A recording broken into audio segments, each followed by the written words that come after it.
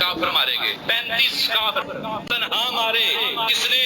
علی نے، سر فہرست علی احد میں۔ روایت ہے شیخا جی، جب سب صحابہ حضور کو تنہا چھوڑ کر گھبرا کر پیچھے ہٹ گئے، اگر قائم رہا، ثابت قدم رہا، کھڑا رہا، رکا رہا، جمع رہا، کون؟ میرا مرشد علی۔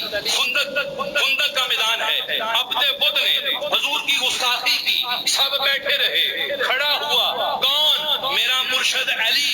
جناب خیبر کا قلعہ ہے، سب پلٹے، واپس آئے، کوئی فتح لے کے نہیں آیا، مایوس ہو کر آئے۔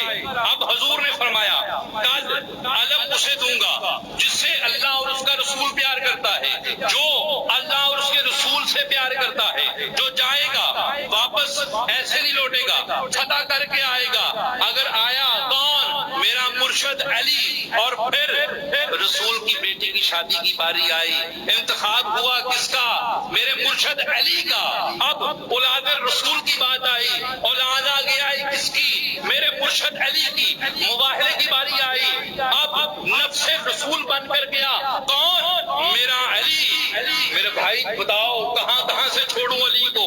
معراج کی رات حضور اللہ کی بارگاہ میں گئے، اللہ کی زیارت کے لیے گئے، سیر کے لیے۔ اللہ اور رسول کا موضوع رہا، موضوع کا نام کیا تھا؟ موضوع تھا علی۔ خدا کی قسم، رسول کی تدفین کی باری آئی، غسل کی باری آئی، مصطفیٰ نے حکم فرمایا سوائے علی کے مجھے کوئی غسل نہ دے ورنہ اندھا ہو جائے گا۔